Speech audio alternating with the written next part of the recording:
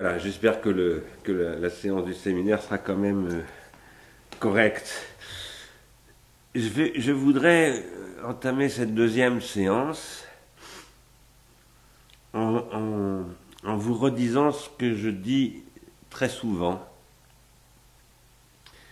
en particulier dans le cours de pharmacone.fr, à savoir que ce que je dis, c'est vous qui le dites.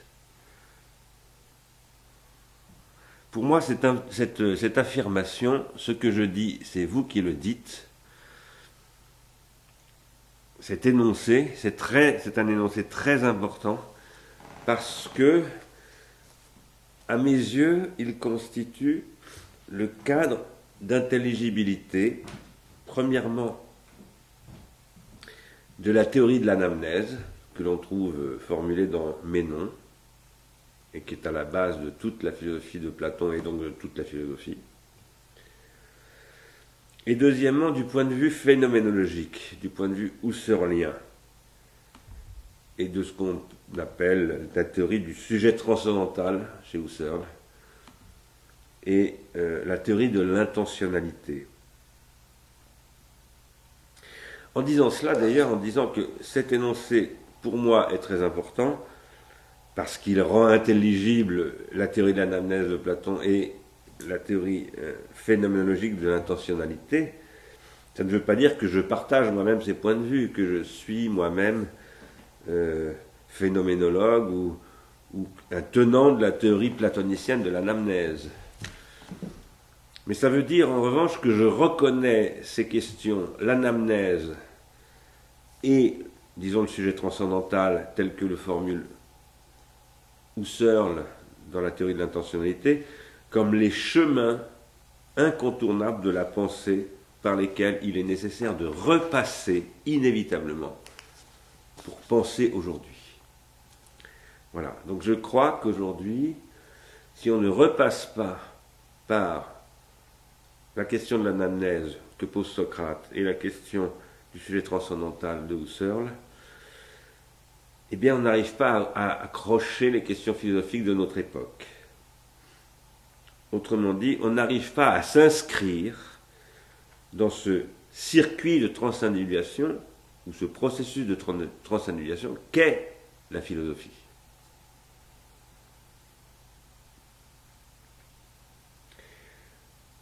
Donc, quand je dis ce que je dis, c'est vous qui le dites, ce qui est la base fondamentale de mon travail, ce qui est aussi la base, selon moi de la théorie de l'ego transcendantal de Husserl, puisque pour Husserl, rien de vrai ne peut venir du dehors du sujet transcendantal. Tout ce qui peut être vrai pour le sujet transcendantal, c'est ce qui provient du sujet transcendantal. Et ça veut dire que le monde du sujet transcendantal est produit par le sujet transcendantal. Plus précisément par ce que Husserl appelle les projections eidétiques, qui sont les eidais, qui sont les noyaux de l'intentionnalité, et qui constituent en quelque sorte ce que je vais appeler, ça n'est pas du tout conforme à la théorie husserlienne, ce que je vais dire là, mais je le dis tout de même, ce qui constitue les projections idétiques, je vais les appeler des protensions transcendantales de l'ego husserlien. Des protensions idéales, on pourrait dire. Je dis idéales parce que, pour deux raisons. D'abord parce qu'elles se présentent quasiment comme les idées de Platon, et d'ailleurs Husserl le dit lui-même dans les recherches logiques. Et d'autre part, à propos de l'eidétique, et d'autre part parce que ce sont des processus d'idéalisation, au sens où j'en parle régulièrement en me référant à Husserl, mais aussi à Diotima dans le banquet. Quoi qu'il en soit, donc, ces protensions idéales ou transcendantales de l'ego husserlien, pour ce qui me concerne, je les renverse en ce que j'appelle les consistances. Et je les réinterprète sur la théorie des trois plans que je crois vous connaissez pour la plupart d'entre vous, le plan de subsistance, le plan d'existence et le plan de consistance. pourquoi est-ce que je dis tout cela? C'est parce que, en prenant un tel point de vue, alors, la question contemporaine de la consistance, ou des consistances, se poserait d'une manière nouvelle, où il s'agirait de retrouver les conditions d'élaboration dans les rétentions secondaires psychiques, elles-mêmes fondées sur les rétentions secondaires collectives, sur ce que j'appelle les rétentions secondaires collectives. Il s'agirait de retrouver à l'intérieur de ce processus de rétention secondaire psychique, appuyé sur les rétentions secondaires collectives, les conditions d'élaboration des consistances, de projection des consistances. Pourquoi est-ce que je vous parle de tout à coup des rétentions secondaires collectives? Bien d'abord parce que je vous répète depuis un petit moment dans ce séminaire et dans le cours que les rétentions secondaires, psychiques sont toujours en fait des manières de s'approprier des rétentions secondaires collectives. Par exemple, penser en mots, c'est utiliser les mots de la tribu, comme disait Mallarmé, c'est-à-dire c'est penser avec ce qui a été reçu des autres. Je vous en parle pour cette raison, mais je vous en parle également pour une autre raison, qui est que dans la première recherche logique, Husserl en parle. Puisqu'Husserl parle des mots. Alors il ne les appelle évidemment pas des rétentions secondaires collectives. D'abord, il n'a même pas le concept de rétention secondaire à cette époque-là, c'est en 1901. Et donc il n'a pas encore commencé sa théorie de la rétention qui n'apparaît qu'en 1905. Mais il dit déjà les mots, c'est-à-dire le milieu logique dans lequel nous pensons, ce sont des processus d'idéation dont nous héritons. Et d'une certaine manière, il dit que l'idéalisation qui est possible pour le sujet transcendantal, qu'à l'époque il n'appelle d'ailleurs pas encore le sujet transcendantal, l'idéalisation qui est rendue possible pour l'ego en tant que projection de prétentions idéales, c'est-à-dire d'idées, eh bien, de ce qu'il appellera plus tard, il appellera ça des noyaux intentionnels, des noyaux eidétiques, des essences. La condition de cela, dit-il dans la première recherche logique, c'est le milieu linguistique des mots qui sont en tant que tels des processus d'idéation. Non pas d'idéalisation, mais d'idéation. Je vous dis tout cela parce que à la séance précédente, j'ai essayé d'expliquer, de reprendre ce que j'avais dit l'année dernière déjà, à savoir que notre sujet, ce sont les processus de transindividuation, et qu'aujourd'hui, nous vivons des processus de transindividuation d'un nouveau genre, transformés par ce que j'appelle les rétentions tertiaires numériques. Là, je vous parle de l'ego transcendantal, de la phénoménologie, de l'anamnèse, de tous ces processus, pour vous dire qu'ils passent par les rétentions primaires, les rétentions secondaires psychiques, les rétentions secondaires collectives, et que si nous voulons comprendre les processus de transindividuation, nous devons nous intéresser d'abord à cette dimension fondamentale de la transindividuation. C'est-à-dire qu'il y a des conditions de la transindividuation qui sont inscrites à un niveau que je dis au sens strict fondamental, ce qui veut dire dans ce cas-là, qui constituent les fondements de la transindividuation et qui sont inscrites dans ce que je n'appellerai pas l'ego, mais comme vous le savez, l'individu psychique ou l'individuation psychique.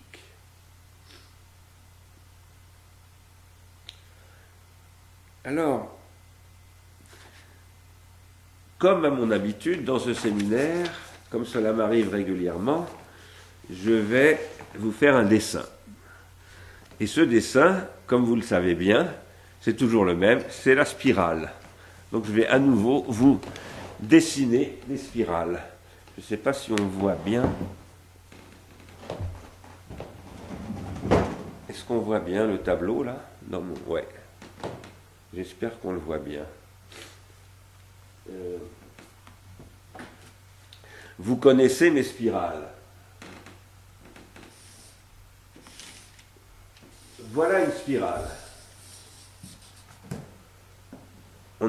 J'appelle ça un individu psychique. On va l'appeler alpha. Voilà une deuxième spirale.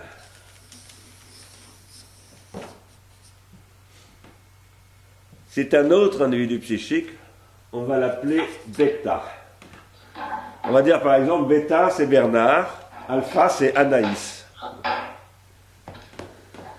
Et puis il y en a d'autres, c'est vous. Gamma, delta, etc. C'est vous, c'est le séminaire. Ça représente le séminaire. Et tout ça, ça s'inscrit dans un vaste processus d'individuation que j'appelle A. Il peut y en avoir un autre à côté qui s'appelle B. Il peut y avoir des intersections avec un autre processus d'individuation qui s'appellerait B, un grand comme ça, qui serait là, avec d'autres spirales, etc. On pourrait imaginer tout ça. Non seulement on pourrait l'imaginer, mais en réalité, je suis convaincu que ce sont des choses qui fonctionnent. Plus compliquées que cela, bien entendu, parce que ce sont des structures hologrammatiques ou fractales, ou les deux. Donc c'est beaucoup plus compliqué que cela, mais je pense que ce que je simplifie là décrit des structures. Et si je vous rappelle ces structures-là, qui sont mon obsession, vous l'avez bien compris, c'est parce que elles nous permettent de comprendre ce que je dis. Quand je dis ce que je dis, c'est vous qui le dites. Parce qu'imaginez que par exemple ici, c'est pas très bien dessiné, mais il y a une spire qui sort là, et c'est moi ça. C'est moi qui suis en train de parler. Et cette spire qui est en train de se produire, elle active tout un matériau qui est là-dedans, qui est les rétentions secondaires psychiques d'Anaïs. Voilà. Moi, je produis cette spire avec mes rétentions secondaires psychiques. Mais ça active chez Anaïs d'autres choses qui m'échappent totalement et qui vous échappent, mais qui lui échappent à elle aussi d'ailleurs, complètement. Et par ailleurs, ça s'inscrit dans cette grande spirale-là, qui est encore quelque chose d'autre, qui est encore tout à fait autre chose, qui est un vaste processus de transindividuation, on va l'appeler PTI, dans lequel, par exemple, puisque nous parlons de la philosophie, il y a l'ego transcendantal de Husserl, l'anamnèse de Platon, etc., plus ou moins. Tout ça étant conservé par des rétentions tertiaires, parce que l'ego transcendantal de Husserl, l'anamnèse de Platon, ce sont des livres, qui aujourd'hui se présentent plus comme des livres, d'ailleurs, mais comme des données, des datas, qu'on peut trouver sur Internet, via Google, par exemple. Et donc, on a un milieu rétentionnel tertiaire qui est en mutation. C'est ça notre sujet.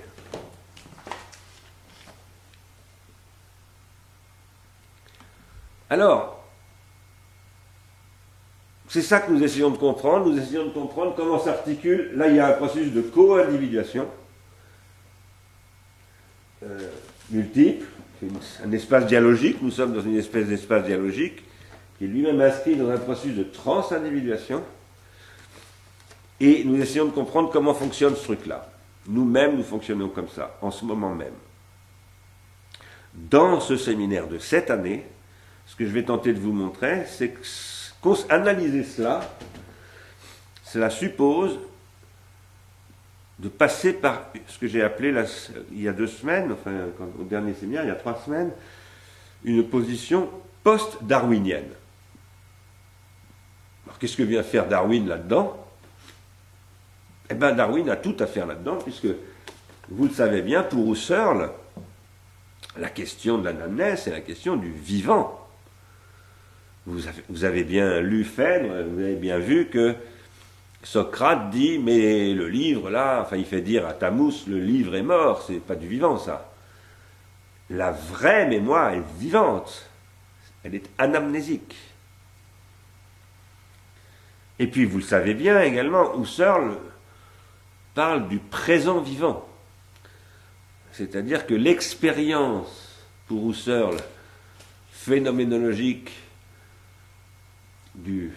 l'expérience phénoménologique du sujet transcendantal, c'est une expérience du sujet vivant, de ce qu'il appelle le présent vivant.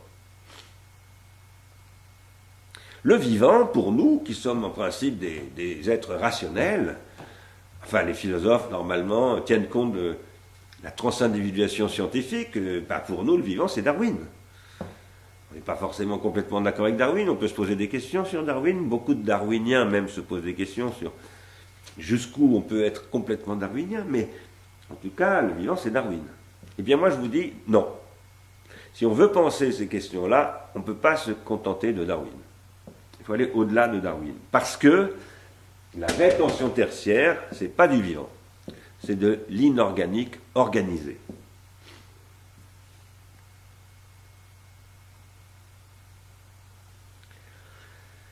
Dans ce processus noétique, ce que j'appelle la vie noétique, qui est une vie artificielle, processus dans lequel connaître, d'ailleurs, la vie noétique, c'est s'individuer. Et c'est en même temps individuer ce que l'on connaît. C'est participer à l'individuation du tout. C'est transformer. C'est ce que dit, comme vous le savez, Simondon. Dans ce processus-là, qu'est-ce qui se produit? Eh bien, ce que j'appelle une quasi-causalité. Enfin, quand je dis que je l'appelle ainsi, ce n'est pas moi qui l'appelle ainsi. C'est Gilles Deleuze. Si ce que je dis, c'est vous qui le dites, vous en êtes la quasi-cause, au sens de Deleuze. Et si ce que je dis, ça vous dit quelque chose, ça vous branche, ça vous excite, ça vous botte, on dit en français vulgaire, ou ça vous fait quelque chose, eh bien c'est parce que c'est un événement, au sens de la théorie de la causalité chez Deleuze. Ce que j'essaye de faire dans ce séminaire, c'est de penser cet événement dans la quasi-causalité à partir d'un point de vue post-darwinien. Parce qu'il y a quasi-causalité au sens où il n'y a pas de causalité darwinienne. Voilà. Ce qui est en jeu, ce n'est pas une causalité darwinienne. Chez Darwin, il y a des causalités. Bon. Mais ce dont je parle là, ce ne sont pas des causalités darwiniennes. Ce sont des quasi-causalités post-darwiniennes.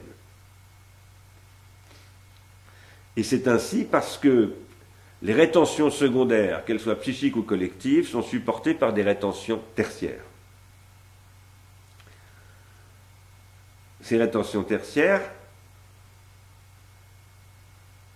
ce sont elles qui rendent possible l'expérience des consistances, et ce sont elles qui rendent possible la réflexion de ce que j'ai appelé l'année dernière, je crois, ou il y a 2 ans, peut-être il y a 2 ans maintenant, dans le premier séminaire, des traumatypes. Qu'est-ce que c'est qu'un traumatype? En fait, un traumatype qui structure le tissu mnésique, le tissu rétentionnel d'un individu psychique comme celui-là, ces traumatypes, vous vous souvenez, je les avais mis à des nœuds comme ça, eh bien, ce sont des projections de consistance. Ce sont des consistances en creux et par défaut. Je ne dis pas par manque, parce que précisément je partage le point de vue de Deleuze sur la question du désir. Le désir, ça n'est pas le manque, c'est le défaut. Et les traumatypes, c'est ce que j'héberge en moi comme des projections d'avenir. C'est à venir. Les traumatypes, c'est ce qui est toujours à venir. Ça vient du passé, mais c'est ce qui se projette comme quelque chose à venir. Ce que j'appelle les consistances, ce sont des renversement du défaut qu'il faut. Le défaut qu'il faut, c'est la situation précisément de prothéticité qui constitue la vie noétique. On pourrait dire la vie noétique, c'est la vie néothénique, c'est-à-dire la vie inachevée. Je vais revenir sur la question de l'inachèvement, dont vous savez bien qu'elle est au cœur de la théorie de l'individuation de Gilbert Simondon, mais dont vous vous souvenez peut-être aussi, je vais y revenir tout à l'heure, qu'on en a parlé l'année dernière à propos de Marianne Wolf. Je vais y revenir tout à l'heure. En tout cas, je viens de vous dire qu'il y a des traumatypes, que les traumatypes sont des inscriptions en nous du défaut d'origine et du défaut originel, que le monothéisme appelle le péché originel. Les consistances, ce sont des renversements de ce défaut en ce qu'il faut. Jo Bousquet, il le faut. Voilà, ce qui fait qu'on dit de Jo Bousquet que c'est un grand poète, en tout cas Gilles Deleuze dit, voilà, Jo Bousquet c'est un grand poète, c'est parce qu'il faut Jo Bousquet. Et il faut Jo Bousquet pas d'abord pour Gilles Deleuze, mais pour Jo Bousquet lui-même. Il faut ma blessure, voilà. Il faut ce que je suis. Amor fati. On retrouve cette question bien connue des amis de Nietzsche. Nous, ici, ce que nous essayons de faire, c'est de comprendre pourquoi et comment s'opèrent de tels renversements, d'abord. Pourquoi et comment ce défaut d'origine peut-il donner ce qu'il faut, c'est-à-dire les consistances, c'est-à-dire ce que Husserl appelle des idées, des essences, de l'intentionnalité, de la nécessité, etc., du vrai. Pourquoi est-ce possible ? Et comment est-ce possible ? Ça, c'est la première question que nous essayons de penser. Et nous essayons de la penser en repassant par Platon, en repassant par Husserl, mais aussi maintenant en passant par les neurosciences, par le cerveau. D'autre part, nous essayons de penser à quelles conditions de tels renversements pourraient-ils s'opérer encore de nos jours avec la rétention tertiaire numérique et la transindividuation numérique. À quelles conditions de tels renversements sont-ils encore possibles aujourd'hui ? S'ils sont encore possibles aujourd'hui. Je dis oui personnellement, ils le sont. Je veux être la quasi-causalité de cette nécessité. Moi, Bernard Stiegler, ce que je fais avec vous, là, dans ce séminaire, c'est de tenter d'être la quasi-causalité de cette nécessité. C'est-à-dire d'affirmer que oui, absolument, ils le peuvent. Ces renversements peuvent s'opérer dans la rétention tertiaire numérique et les conditions de la transindividuation sur Internet, à travers Skype, Google, tout ce que vous voulez, c'est-à-dire ce dont nous sommes en train de nous servir en ce moment, et nous sommes en train d'essayer de transindividuer en ce moment avec ce bordel numérique. C'est ça que nous essayons de comprendre, ou plutôt de surprendre, ou je dirais même c'est ce par quoi nous tentons de nous laisser surprendre. Pourquoi est-ce que je dis cela tout à coup ? C'est parce que je pense que ces questions-là ne relèvent pas de questions de simple compréhension, mais ce sont des questions de ce que j'appelle de surpréhension.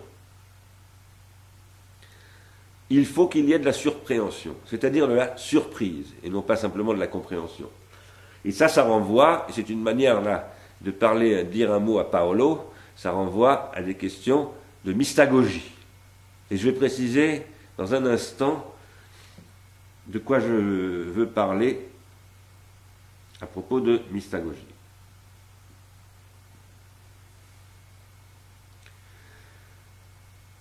Bien sûr, nous savons qu'il y a dans tout cela de la rétention tertiaire, c'est le cœur du problème en réalité. Nous savons donc que la consistance ne se constitue qu'en passant par la rétention tertiaire. Quelle qu'elle soit, la rétention tertiaire, là, dans le cas dont nous parlons, qui concerne la philosophie, c'est, disons, le milieu grammatisé livresque, alphabétique, etc. Mais ça peut être aussi le Shuringa de la société australienne, l'instrument du chaman, etc. Hein, c'est pas, il y a de la consistance dans toutes les formes de vie noétique, et ce sont des formes de vie noétique, ces formes-là.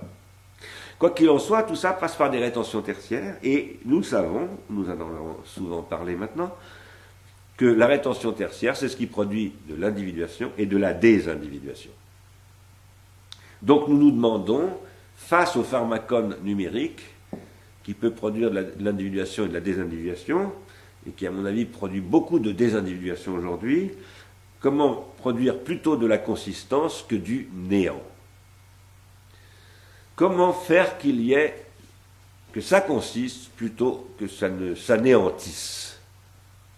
En ce moment, j'en ai parlé l'autre fois, j'ai parlé de ce que j'ai appelé le blues du net, le malaise qui se produit en ce moment dans la progression de la numérisation. Le sentiment dominant en ce moment, c'est la néantisation, bien plus que l'individuation. Et nous nous battons contre ce sentiment. Moi, je me bats tous les jours contre ce sentiment qui me hante aussi. Hein.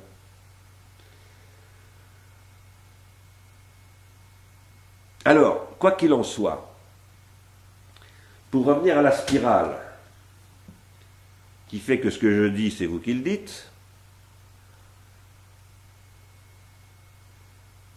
et que c'est à la fois une bonne et une mauvaise chose. C'est une bonne chose que ce soit vous qui le dites. Si on en croit Platon et Husserl, que ce soit vous qui dites ce que je dis, c'est une bonne chose. Ça veut dire que ce que vous êtes en train de produire, c'est de l'anamnèse. Vous ne recevez pas ça de l'extérieur, ça vient de vous. Donc c'est anamnésique, dont Socrate dira, ben c'est du bon, ça va. Vous pensez par vous-même. Mais en même temps, j'ai essayé de dire pourquoi dans le cours de Pharmacone, l'avant-dernier cours, ou l'avant-avant-dernier cours, c'est très bien, mais c'est en même temps un problème, parce que peut-être que vous comprenez n'importe quoi dans ce que je dis. Peut-être que c'est complètement du pseudo, c'est pas de la létheia. Donc cette anamnésis n'est peut-être pas du tout une anamnésis en réalité. C'est peut-être vos fantasmes, vos salades, vos éternelles salades, toujours la même chanson, vos ritournelles, comme dirait l'autre, qui reviennent. Bon. Tout ce qui est là et qui semble promettre que vous allez vous individuer avec nous, avec moi, avec Caroline, c'est peut-être en fait de la désindividuation. Ben ça, c'est le rapport aletheia pseudos. On est perpétuellement confronté à cette question, et cette question, tout ça vous le savez très bien, donc j'espère que je ne vous ennuie pas trop en vous rappelant ces choses-là, mais cette question, et c'est là où je voulais en venir, et c'est ce que j'ai introduit dans la première séance du séminaire de cette année, c'est une question de sélection. Le sujet, c'est la sélection. Ça sélectionne. Quand je suis en train de dire un truc là, et qu'Anaïs dit, tiens, Bernard dit ça, elle fait des sélections. Sont-elles bonnes, sont-elles mauvaises? Laissons le problème de côté pour le moment, mais en tout cas, elle fait des sélections. Ces sélections, ce que je veux vous dire, d'abord, c'est que ce sont des sélections artificielles, c'est ce que j'ai dit il y a 3 semaines, et qu'elles ne marchent pas sur le modèle de la sélection naturelle de Darwin.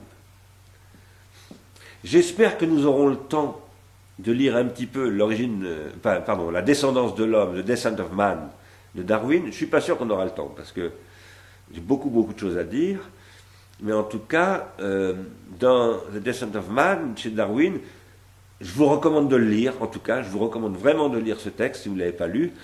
Vous verrez comment Darwin est toujours au bord de se poser cette question de la sélection, j'essaye de poser là, mais finalement, il la contient toujours dans le darwinisme, évidemment. Il la ramène toujours à la sélection naturelle. Et je crois qu'il faut lire ça de près pour voir ce qui ne va pas. J'espère que j'aurai le temps de vous dire quand même au moins quelques mots de ce qui ne va pas, à mon avis. Quoi qu'il en soit, cette sélection, par exemple celle que Anaïs est en train de faire dans ce que tu es en train de dire là, eh bien cette sélection, elle est conditionnée par toutes sortes de critères de sélection. Elle n'est pas simplement conditionnée par les rétentions secondaires psychiques d'Anaïs, par exemple dans le cas d'Anaïs. Elle est sélectionnée par des conditions pharmacologiques générales qui sont les conditions pharmacologiques du savoir, puisque ce que je vous dis, c'est un processus de transindividuation, c'est conditionné par des rétentions tertiaires. Les rétentions tertiaires sont des pharmacas, donc tout processus de transindividuation de savoir est pharmacologique. Donc le savoir peut toujours déconner complètement. Mais en plus, ces rétentions tertiaires pharmacologiques sont non seulement des organes de savoir, mais ce sont des organes de pouvoir. C'est-à-dire que les mêmes supports hypomnésiques qui sont à l'origine du savoir sont aussi les conditions d'exercice du pouvoir. Et le pouvoir est toujours hautement pharmacologique au sens où il produit toujours de la toxicité. Parce que le pouvoir, c'est la violence. Donc le pouvoir est toujours en train de produire une lésion, de commettre une injustice en quelque sorte, par rapport à ce sur quoi il s'exerce, inévitablement.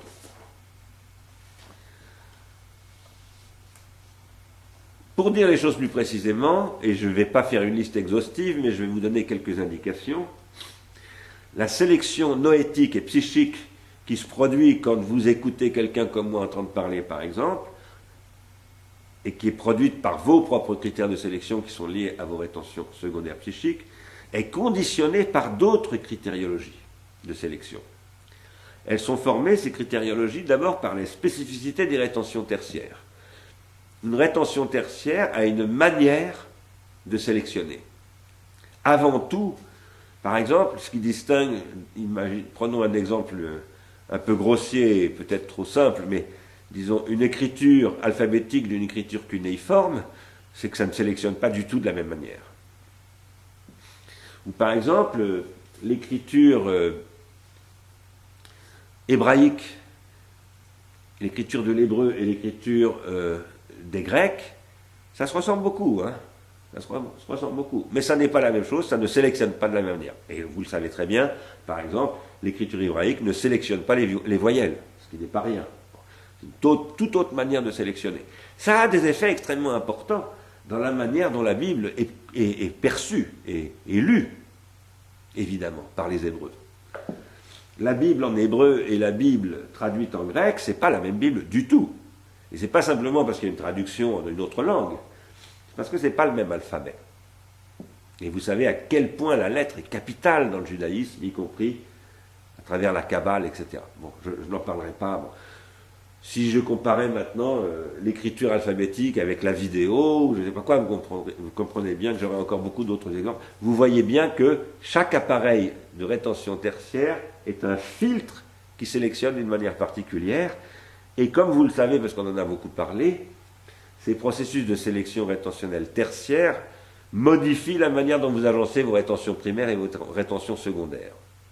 Donc, il y a un processus dans la rétention tertiaire de sélection qui est déjà à l'œuvre, avant même que vous n'ayez commencé, vous, à sélectionner, il a déjà pré-sélectionné, si je puis dire. Il y a une présélection qui est déjà opérée par la rétention tertiaire.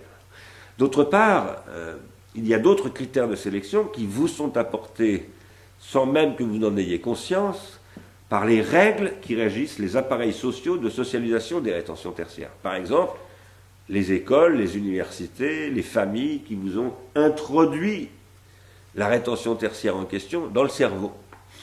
Je dis bien dans le cerveau parce que pour que ces rétentions tertiaires puissent vous être utiles à quelque chose, il faut que vous les ayez intériorisées dans votre cerveau. Il faut que vous ayez recodé votre cerveau. C'est ce qu'on avait vu l'année dernière. D'autre part, il y a également, par exemple, des conditions de subsistance qui pèsent sur ces critères. Imaginez que vous n'avez pas mangé depuis 3 jours. Vous allez avoir beaucoup de mal à suivre mon séminaire.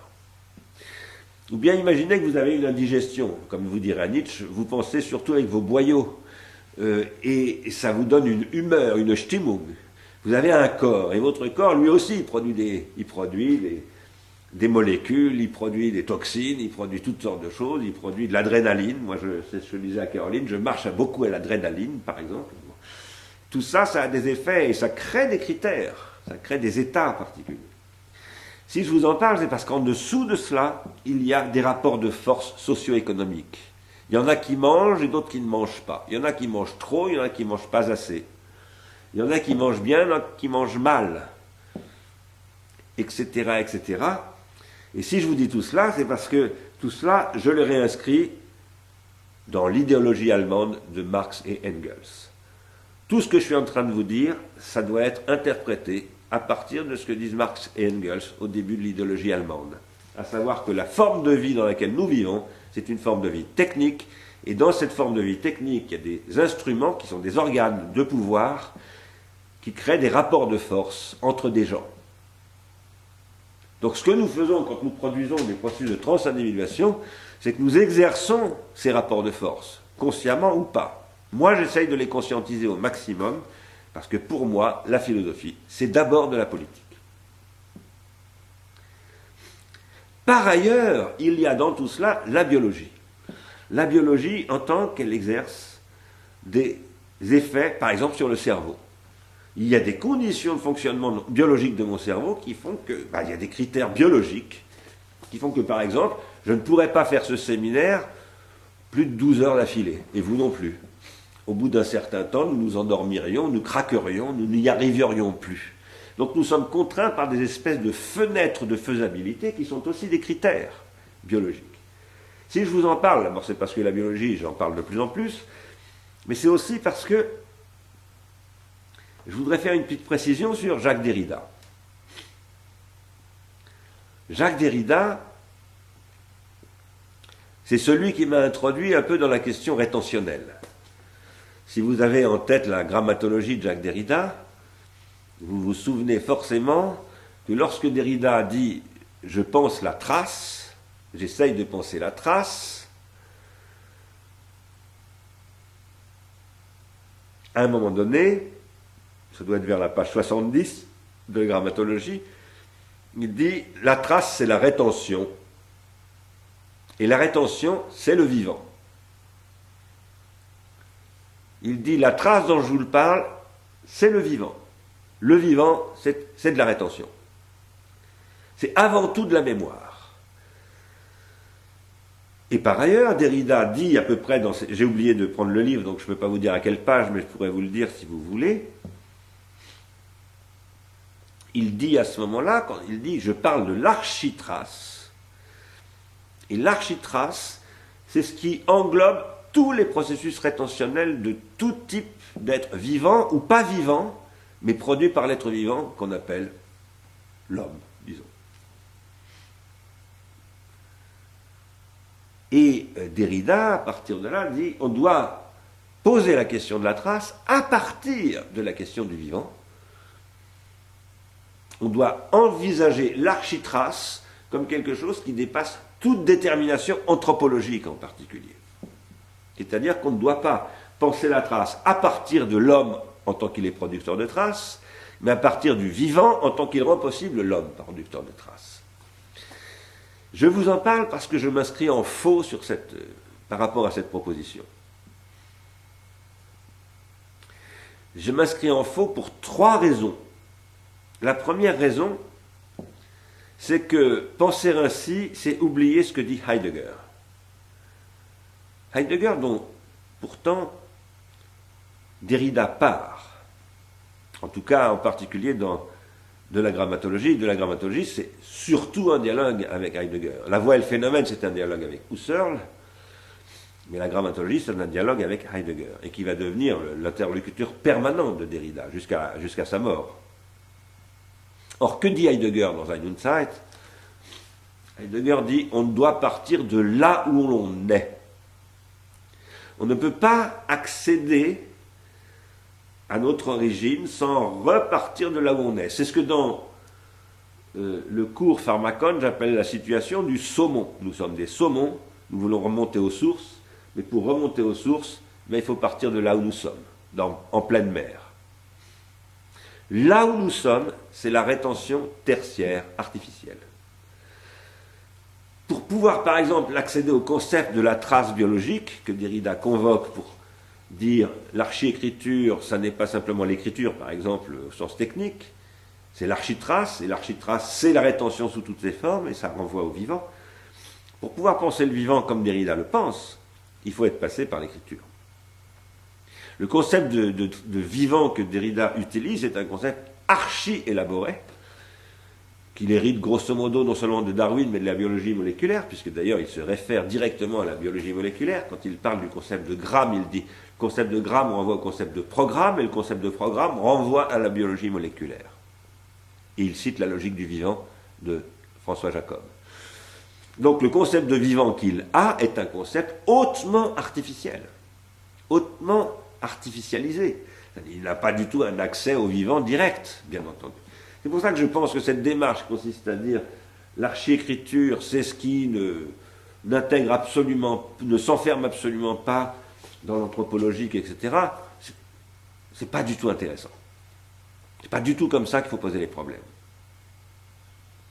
La deuxième raison pour laquelle je dis ça, et c'est un développement de ce que je viens de dire, c'est que précisément cette manière de poser les problèmes empêche de poser la question post-darwinienne. C'est-à-dire tout à coup elle fait qu'il n'y a plus de problème, on est dans le vivant, l'architrace c'est le vivant, mais non, l'architrace c'est pas le vivant. L'architrace c'est ce qui est conceptualisé par un vivant qui n'est plus seulement vivant mais qui est artificiel, qui s'appelle Jacques Derrida. Comme vous et moi, il est hautement artificialisé. Il est produit par une forme de vie technique. Et troisièmement, cette façon de penser ne permet pas d'agir. C'est-à-dire que cette façon de généraliser la question de la trace à une question de l'architrace, par exemple, rend extrêmement difficile un discours qui viendrait spécifier ce qui nous arrive avec la rétention tertiaire numérique, par exemple. Comment est-ce que nous pensons ce que la rétention tertiaire numérique fait au vivant aujourd'hui et au vivant noétique que nous essayons de rester, c'est-à-dire au vivant qui est capable encore d'avoir une expérience de la consistance du vivant artificiel. Ça, c'est une question pour moi éminemment pratique. Vous allez voir pourquoi d'ailleurs, très concrètement, je la dis éminemment pratique. Mais en tout cas, cette façon pratique de penser, c'est une façon de penser qui consiste à penser politiquement, c'est-à-dire penser pour agir. Pour moi, la pensée, c'est ce qui permet de politiser l'avenir, c'est-à-dire de sélectionner dans l'avenir, puisque politiser l'avenir, c'est proposer de nouveaux critères de sélection dans l'avenir. C'est la définition nietzschéenne de la pensée, à mon avis.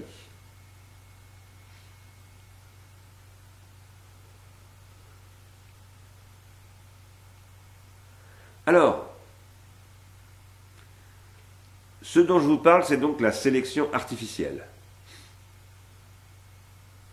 Et cette sélection artificielle, ce qui m'intéresse, c'est de comprendre comment elle surgit à l'intérieur d'un processus qui est la sélection naturelle. Que je veux bien penser avec Darwin comme la sélection naturelle. Je pose cette question parce que, je suis en train de vous le dire maintenant, quand je vous dis quelque chose, c'est vous qui le dites, ça veut dire que c'est vous qui sélectionnez dans ce que je dis, et donc la noèse est une question de sélection. Penser la noésis, au sens d'Aristote, c'est penser les conditions de la sélection, sous toutes ses formes, comme un processus de transindividuation. Et étudier un processus de transindividuation, c'est étudier les modes de sélection artificielle qui y sont à l'œuvre. Et évidemment, ces modes de sélection artificielle n'arrêtent pas de se transformer dans le temps. Tom Van de Putte, par exemple, il essaye de penser, je dis ça parce qu'on en a discuté il y a un mois à propos de sa thèse, il essaye de penser ce que les critères de sélection artificielle, qui sont spécifiques des industries culturelles, produisent au XXe siècle et au début du XXIe siècle. J'avais moi-même, dans le tome 2 de la technique et le temps, proposé une petite description des critères de sélection artificielle de l'agence France-Presse, de la manière dont elle fonctionne à partir du XIXe siècle et comment elle évolue dans le temps. Derrière cela, il y avait le sujet de la construction de l'événement. Un événement, vous le savez bien, tout le monde sait ça aujourd'hui, un événement, c'est ce qu'on cherche à construire aujourd'hui en passant par les agences de presse, par exemple, en pesant sur les agences de presse, on essaye de fabriquer des événements. Et on essaye de fabriquer ces événements en intériorisant les critères de sélection de ces agences de presse, etc., etc. Je dis ça pour un certain type de personnes, en tout cas. Mais il y a par exemple un étudiant qui passe un examen, il va intégrer des critères de sélection qui sont sanctionnés par l'examen, et il va lui-même essayer d'anticiper la critériologie correcte de sa sélection, etc., etc. Tout ça, ça décrit des champs de sélectivité à travers des processus de transindividuation. Il faut distinguer dans les processus de transindividuation ce qu'on pourrait appeler des règles de sélectivité qui sont très génériques, qui sont, comme aurait dit Derrida, métempiriques, ou Searle aurait dit omnitemporelles, c'est-à-dire qu'il y a des choses qui se maintiennent à travers tous les processus de transindividuation, et dont on pourrait dire que ce sont les lois que Simondon tente de décrire dans l'individuation psychique et collective. Lorsqu'il dit, par exemple, comment un processus de syncristallisation s'opère dans un processus d'individuation psychosociale. Là, il décrit des processus qui sont, je crois, génériques pour tout type de processus d'individuation psychique et collective, mais qui, et ça on ne le trouve pas chez Simondon, se spécifient, se caractérisent et peuvent produire des court-circuits, c'est-à-dire des négativités, de la toxicité, avec les rétentions tertiaires mises en œuvre à chaque époque. Ça, Simondon ne le pose pas, ce problème. Il ne le décrit pas, il ne l'instruit pas. Moi-même, j'ai essayé de poser le problème que ça me pose, à moi, que Simondon n'en parle pas, dans un petit texte que j'avais écrit il y a déjà longtemps, pour la revue de Tony Negri, qui s'appelle Futur antérieur, où je faisais une lecture comparée de Simondon et Heidegger.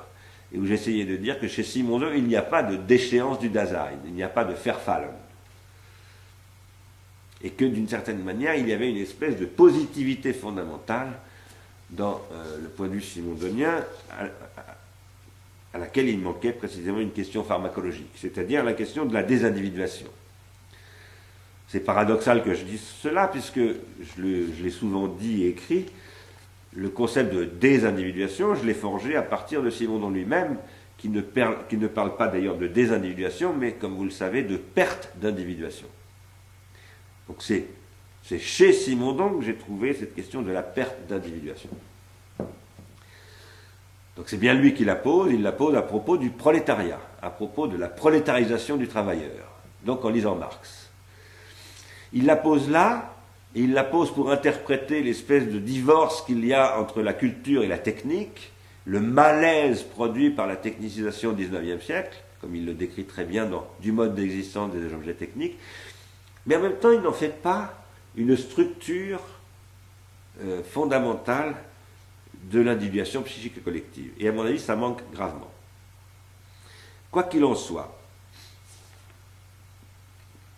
ayant dit cela, ayant donc dit que là, ça sélectionne, Anaïs sélectionne, cette sélection, elle est produite par ses propres critères de sélection, qui sont des rétentions secondaires psychiques, mais en même temps, ces critères de sélection, ils subissent tout le milieu de transindividuation et puis d'autres milieux de transindividuation qui sont ce que je disais tout à l'heure.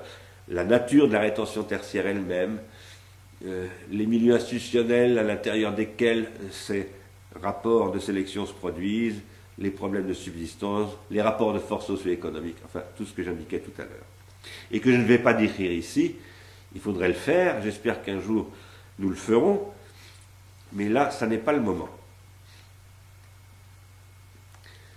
Ce que je voulais dire en vous disant cela, c'est qu'il y a des critères de sélection externes qui jouent et qui sont très importants et qui jouent d'abord, évidemment, ça on l'avait déjà dit, à travers les rétentions secondaires collectives. C'est-à-dire le fait que j'emploie des mots. Par exemple, j'étais il y a 2 jours en Amérique avec Anaïs d'ailleurs et d'autres personnes et je parlais anglais. Je ne parlais pas en français comme aujourd'hui. Et donc, tout ce que j'avais à dire, tout à coup, je le filtrais à travers la langue anglaise. Il est évident que je ne disais pas la même chose qu'en français. Et ça comme je ne sais plus avec qui j'en ai parlé, mais ça m'intéresse beaucoup, parce que quand je parle en anglais, quand je fais des cours ou des séminaires en anglais, eh bien évidemment, je suis obligé de penser autrement, puisque je ne pense plus avec les mêmes rétentions secondaires collectives. Et bien donc, ça me donne à penser des choses nouvelles. Alors, parfois, ça m'empêche un petit peu de penser. En tout cas, ça me gêne, disons, ça me fait éprouver des difficultés, mais ça me fait penser des choses nouvelles. Voilà d'autres critères de sélection, disons, apparemment venant de l'extérieur. Mais maintenant, je voudrais revenir à l'intérieur, si je puis dire. Enfin, intérieur ne veut rien dire dans ce cas-là. Hein. Disons au psychique. Et à ce qui n'est pas le collectif dans ce psychique. En tout cas, ce qui n'est pas seulement le collectif dans ce psychique. À savoir, je voudrais revenir sur ce que j'avais appelé les traumatypes et les stéréotypes, que j'ai déjà évoqué tout à l'heure, les traumatypes. Que sont les traumatypes et les stéréotypes dans le processus de sélection? Eh bien, les stéréotypes, ils forment des critères de sélection. Mais les traumatypes aussi forment des critères de sélection. Les stéréotypes, ce sont des critères conformes aux critères communs issus de la rétention secondaire collective, typique du processus de transindividuation dans lequel je suis. Donc, par exemple, je vais mettre en œuvre un processus de sélection que à peu près tout le monde ici va mettre en œuvre parce que ça s'impose, plus ou moins, c'est-à-dire que je les ai plus ou moins intériorisés.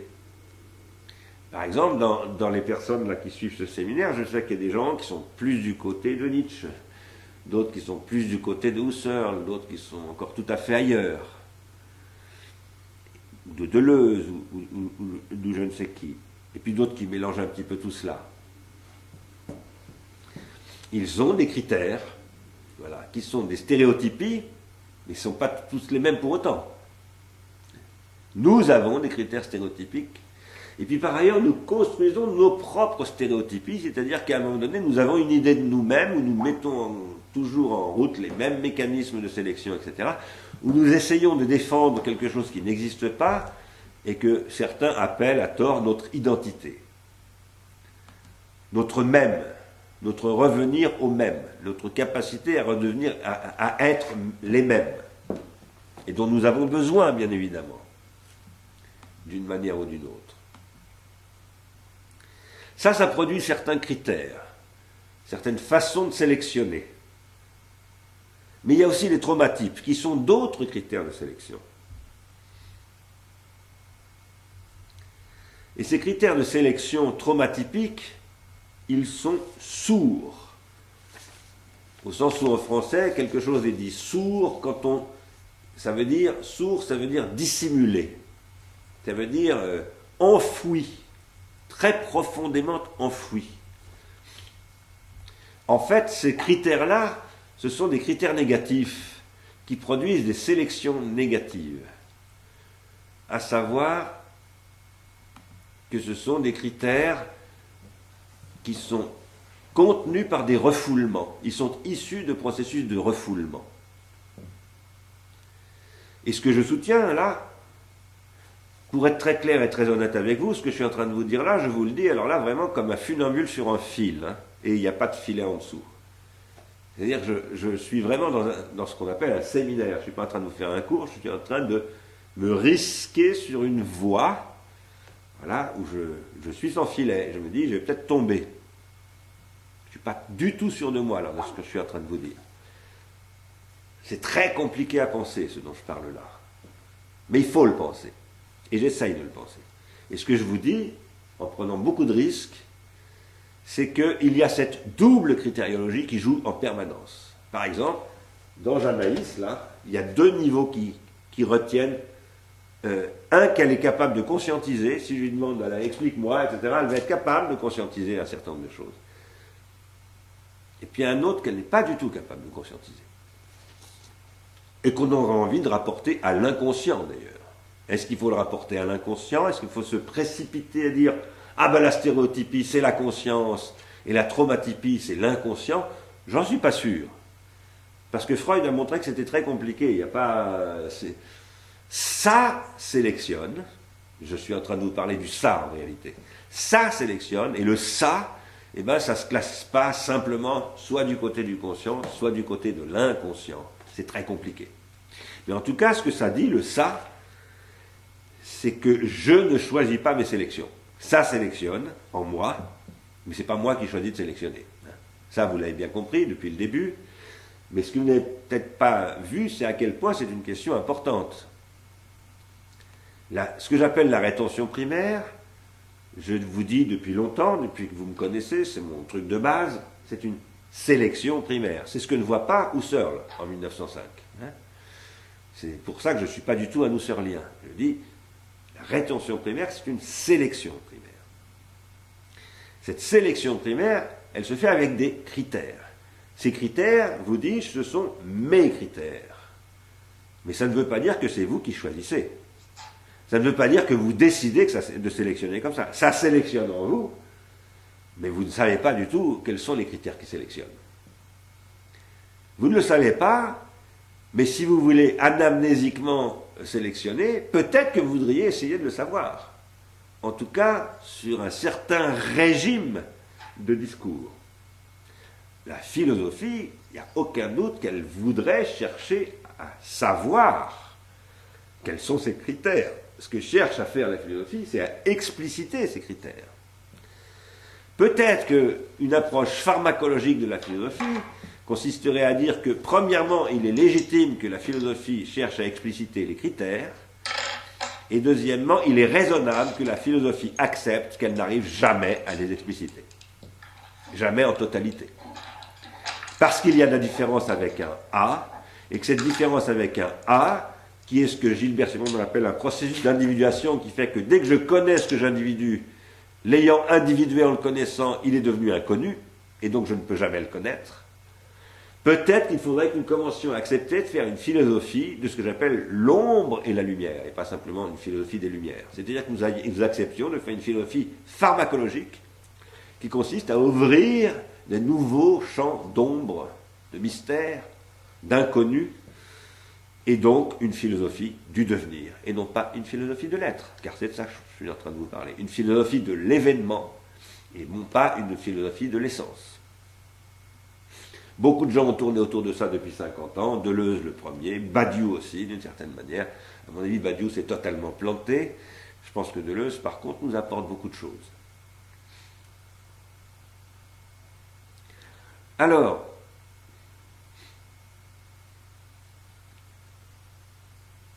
il y a 3 semaines, dans la première séance, je vous ai rappelé que depuis le début de ce séminaire, depuis 3 ans, ce qui nous intéresse, c'est la transindividuation numérique. Cette année, ce que je vous dis, j'avais commencé à le dire l'année dernière, c'est que la transindividuation numérique, c'est ce qui relie des cerveaux. J'espère que je ferai venir Maurizio Lazzarato à l'Académie d'été cette année pour parler des cerveaux. Je vous l'ai peut-être déjà dit, je vais envoyer un petit mot, on va se voir bientôt. Parce que Lazzarato, dans son... je ne sais plus comment s'appelle son truc, là, sur psychologie, capitalisme et économie, qu'il a publié au début des années, je ne sais plus quand, il se réfère à Gabriel Tarde et au fait que Tarde essaye de penser toutes les questions d'économie comme coopération entre cerveaux. Ça, c'est très très intéressant. En même temps, je ne suis pas pleinement convaincu par Gabriel Tarde sur ces questions-là. C'est à Deleuze, d'ailleurs, que Maurizio Lazzarato doit évidemment cette référence. Quoi qu'il en soit, la transindividuation numérique, c'est ce qui relie les cerveaux dans une connexion de plus en plus permanente et par des intermédiaires qui constituent ce qu'on appelle aujourd'hui des plateformes. Par exemple, Facebook, par exemple, Google, etc., etc. Les réseaux sociaux, et pas seulement les réseaux sociaux. De plus en plus, les plateformes se développent. Et d'ailleurs, beaucoup de gens, aujourd'hui, il y aura peut-être aussi à l'Académie d'été, d'ailleurs, je vous le dis en passant, Gert Löwing, parce qu'il habite à côté d'Épineuil maintenant. Donc, c'est devenu un voisin, et Gert Löwing, c'est quelqu'un qui réfléchit beaucoup à ces questions, qui est un néerlandais, un hollandais, qui est quelqu'un qui réfléchit beaucoup sur les médias sociaux. Peut-être qu'il sera là cet été aussi. Et en tout cas, j'en parle parce que j'étais chez lui il y a un mois, à Amsterdam, et il a posé le problème des plateformes, Facebook et autres, qui menacent le web, qui constituent une grande menace parce que c'est une nouvelle technologie de critériologie de sélection qui est imposée par des acteurs, Apple, Facebook, Twitter, etc., qui ont tendance finalement à reconfigurer des critériologies de sélection. On est en plein dans la question de notre milieu rétentionnel tertiaire. Alors, je ne vais pas vous parler aujourd'hui de ces plateformes, on en reparlera certainement bientôt, mais je veux revenir au cerveau. Je vous dis là, ces plateformes mettent en relation des cerveaux les uns avec les autres, et la manière dont elles les mettent en relation, ça a des effets sur ces cerveaux, mais si on veut comprendre quels sont les effets que ça a sur ces cerveaux, il faut comprendre évidemment comment fonctionnent ces cerveaux. Donc, je reviens à un autre sujet qui est quoi? Qui est le fait que ces cerveaux ne sont pas simplement des organes organiques, mais des organes organologiques. Qu'est-ce que ça signifie? Vous le savez très bien maintenant, on en a beaucoup parlé. Ça signifie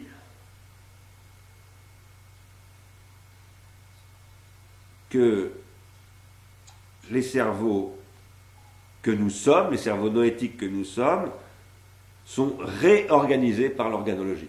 C'est-à-dire qu'ils sont désorganisés. Quand je dis désorganisés, ça veut dire presque dévitalisés.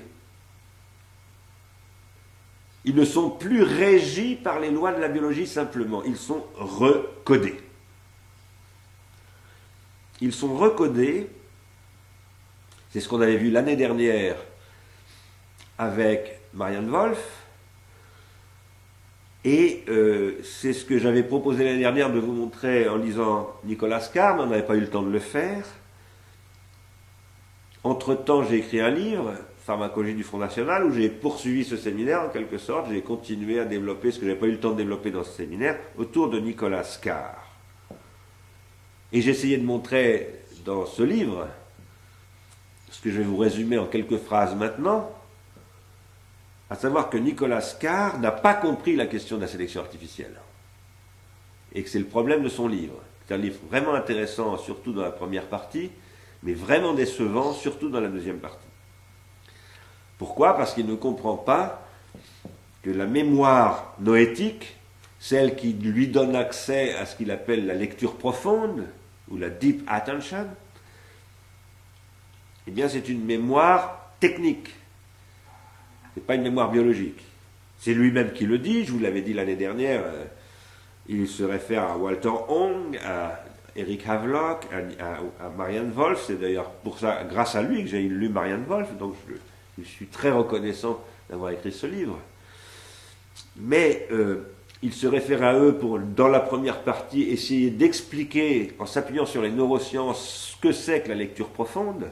Et là, il dit, Marianne Wolf le dit très bien, elle l'explique, elle l'observe avec de l'imagerie cérébrale, et elle confirme ce que Eric Havelock et Walter Hong disaient il y a déjà 30, 40 ou 50 ans, mais de manière purement théorique.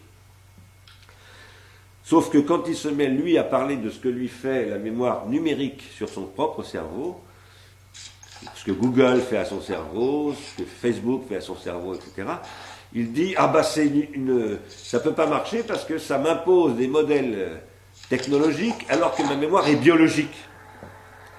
Tiens, il y a un problème. Vous entendez?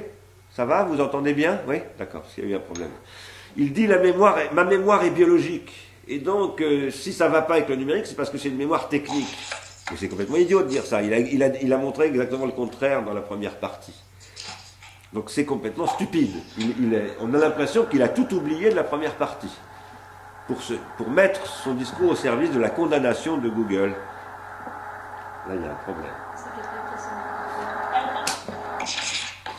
Il y a un micro ouvert qu'il faut fermer.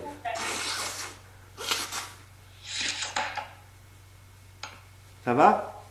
Vous entendez bien maintenant? D'accord. Merci. Alors, je ne vais pas vous parler de Nicolas Carr ici parce que j'en ai déjà parlé dans mon livre, donc si vous voulez en savoir plus, lisez le livre. Mais par contre, je voudrais vous parler de la suite du travail que j'ai fait sur Nicolas Carr en écrivant ce bouquin sur le Front National. Cette suite passe par un auteur dont je vous recommande vivement la lecture. Où est-ce que j'ai mis son livre? Il est là. C'est un auteur américain, il a un nom français mais il est américain. C'est Joseph Ledoux.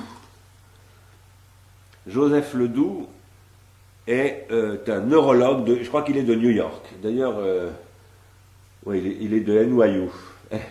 Et j'aurais bien aimé le voir quand j'étais à NYU, mais je n'ai pas eu le temps. C'est un grand penseur du cerveau. Quelqu'un de vraiment important. Ça, c'est la version française d'un livre qui s'appelle en anglais Synaptic Self. Donc c'est très intéressant, rien que le titre est très éloquent. Hein. Il propose de penser le soi, self, il faut mettre la... avec, à partir de la théorie synaptique.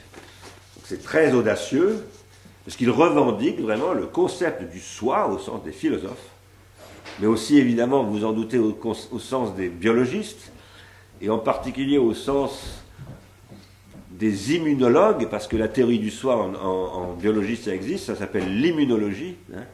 Le système immunitaire, c'est la théorie biologique du soi. Attention, c'est l'organe, excusez-moi, c'est l'organe biologique de la défense du soi, c'est-à-dire de la protection de l'être biologique contre sa propre destruction. Mais dans son analyse, Joseph Ledoux ne se contente pas d'un point de vue biologique. Alors, je vais vous en parler de son analyse. Enfin, en tout cas, j'espère, parce que je vois que l'heure tourne et j'avance pas très vite, comme d'habitude. Avant de vous parler de l'analyse de Ledoux, je voudrais simplement faire une précision sur je voudrais revenir à la question de la mémoire biologique et de la mémoire biologique noétique.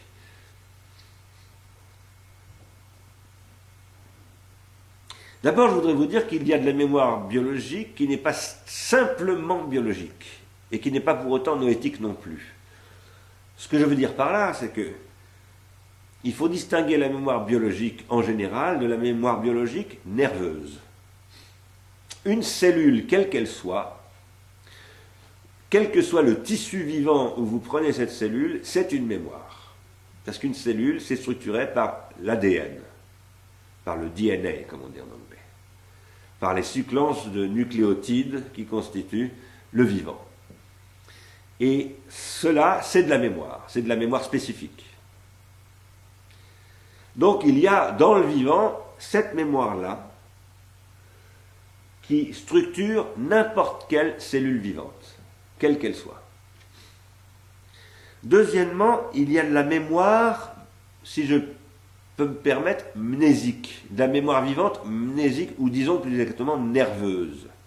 C'est-à-dire qu'il y a des cellules vivantes qui ont pour fonction de construire des complexes cellulaires mnésiques, comme par exemple un cerveau, ou comme par exemple l'hippocampe dans le cerveau, ou comme par exemple telle partie de l'hippocampe dans le cerveau, ou par exemple telle dimension d'une synapse de l'hippocampe dans le cerveau, etc. Ça, ce sont d'autres dimensions mnésiques. On dit généralement la mémoire, mais il n'y a pas la mémoire. Il y a une infinité de structures de la mémoire, extrêmement complexes. Et quand on veut étudier la mémoire noétique, celle qui nous intéresse nous, c'est-à-dire celle qui produit ce que Platon appelle l'anamnésis, eh bien il faut étudier toutes ces différences-là. On ne va pas le faire, hein, bien entendu. Malheureusement, on n'en a pas le temps. Puis en plus, moi, je n'en ai de toute façon pas la compétence. Mais si je lis maintenant ces auteurs, Joseph Ledoux, Eric Kandel, tous ces gens-là, Marianne Wolf, parce qu'eux développent ces choses-là et c'est absolument passionnant. C'est absolument passionnant et en règle générale, à l'exception de Marianne Wolf, à mon avis, tout cela oublie quelque chose. Je dis à l'exception de Marianne Wolf parce que je pense que Marianne Wolf pose vraiment ce problème, même si elle ne le pose pas comme je vais vous le donner, comme je vais vous le formuler maintenant. En général, ce que tous ces penseurs oublient, comme par exemple Joseph Ledoux, c'est le passage de l'organique à l'organologique.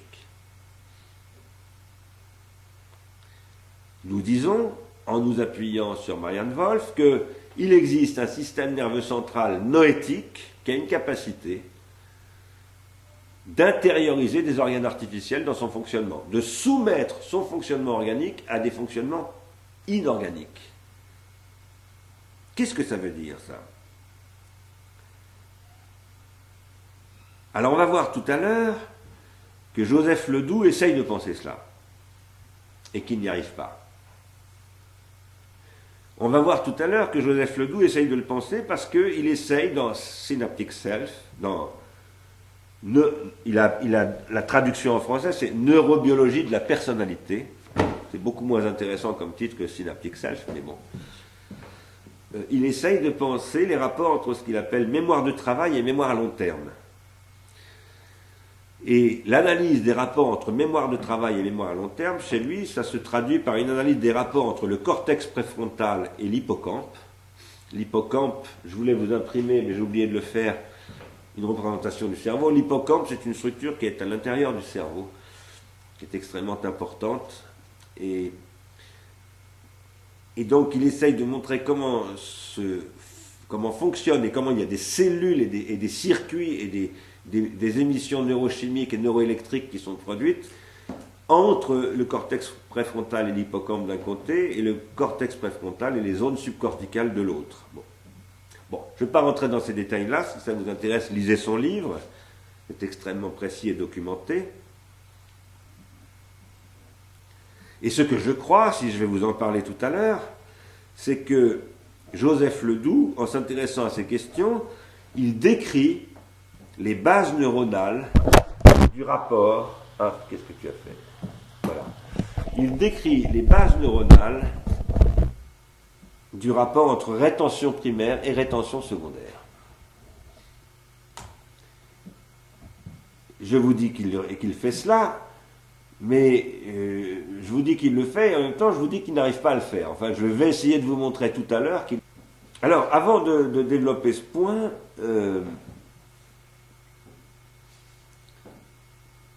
je voudrais signaler quelque chose sur quoi je reviendrai un peu plus tard.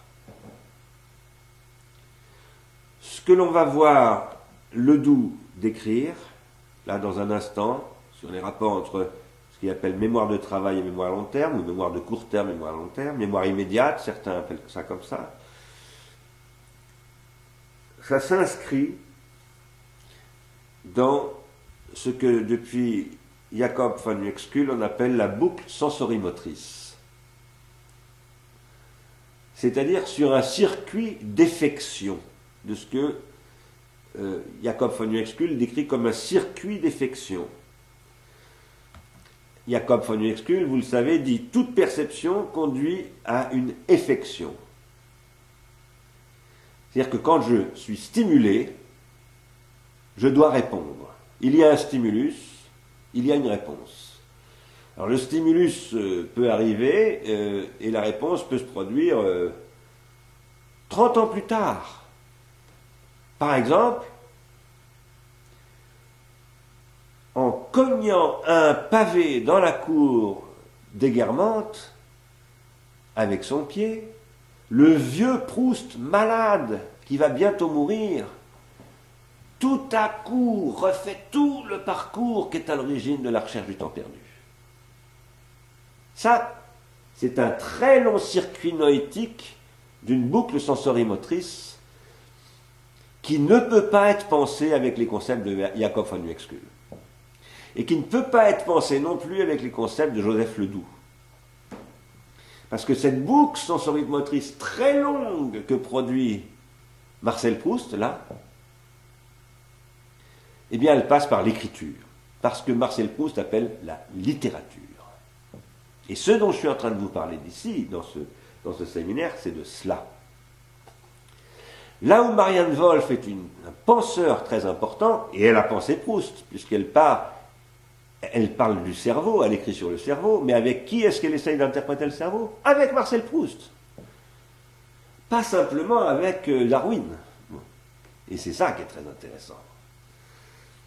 Et évidemment, du coup, elle intériorise quelque chose, elle dit, mais non, c'est pas dans le cerveau ce qui se passe là, c'est en dehors du cerveau.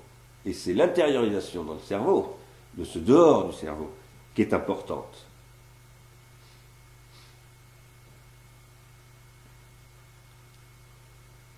Ce que décrit Joseph Ledoux dans son analyse des rapports entre mémoire de travail et mémoire à long terme, mémoire du travail par exemple, c'est mon pied tape dans un pavé, et mémoire à long terme, c'est tout ce bazar qui remonte à l'origine du baiser vespéral de maman, quand j'étais petit, dans la chambre de tante Léonie, qui venait m'embrasser, etc., etc. Tout ça qui fait un long circuit immense. Et ce circuit se continue. Il est en train de se continuer là, en ce moment même, avec vous et moi, puisque je suis en train de le continuer, ce circuit. Parce qu'à travers vous et moi, Proust, je ne veux pas dire qu'il est encore vivant, mais il continue à s'individuer. C'est ce que dit Wolfgang Iser dans l'acte de lecture. Wolfgang Iser dit dans l'acte de lecture, le texte continue à s'individuer dans le lecteur. Parce qu'en fait, le circuit continue à s'inscrire. Il ne le dit pas comme ça, malheureusement, mais c'est ça qu'il décrit. Tout ça, ça suppose, aujourd'hui, pour le comprendre, de regarder de très très près comment des organes et des sous-organes s'articulent. Ce que j'appelle les sous-organes, c'est par exemple l'hippocampe, le cortex préfrontal, les zones subcorticales, etc., etc. Tout ce que Joseph Ledoux essaye de décrire dans le cerveau, mais aussi les organes artificiels que sont les librairies où on achète Marcel Proust, où on le trouve en ligne avec Amazon, le livre lui-même, l'école qui m'a appris à lire, qui me permet de lire Marcel Proust, le rapport que j'ai eu avec mon prof à l'école, bref. Tout ça, ça constitue des couches, et ces couches, il faut les théoriser. Ces couches-là sont des couches, là, celles dont je viens de vous parler, qui constituent ces critères de sélection qui ne sont pas neurologiques, mais qui s'inscrivent dans le neurologique, qui doivent passer par le neurologique, qui font que du coup, on ne peut pas se contenter du neurologique, mais on ne peut pas non plus se dispenser du neurologique. On est obligé de penser le neurologique sans se laisser enfermer dedans. C'est ça qu'on essaye de faire dans ce séminaire.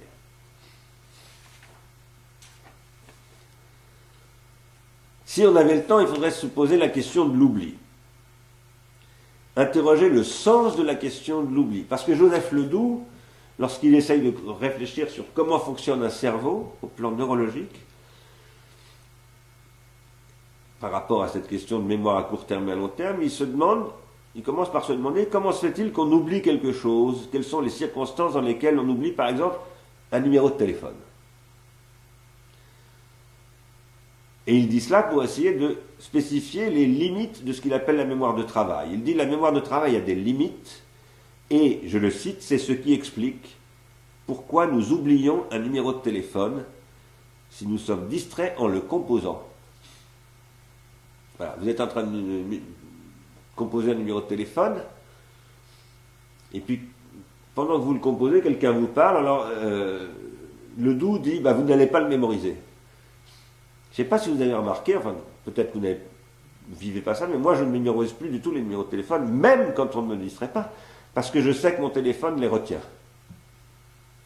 Donc je ne cherche absolument plus à les mémoriser. Autrefois, avant que j'aie un téléphone portable, je mémorisais beaucoup de numéros de téléphone, j'en avais au moins 200 ou 300 dans la tête.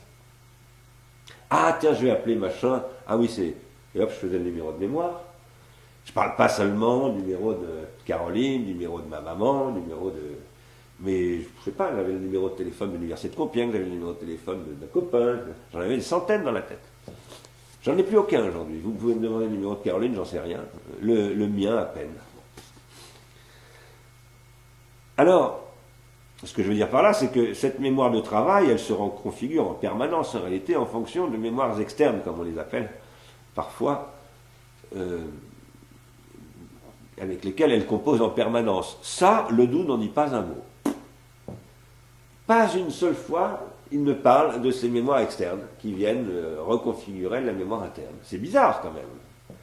C'est comme s'il prenait, je vais reprendre une expression bien connue, un cerveau dans une cuve.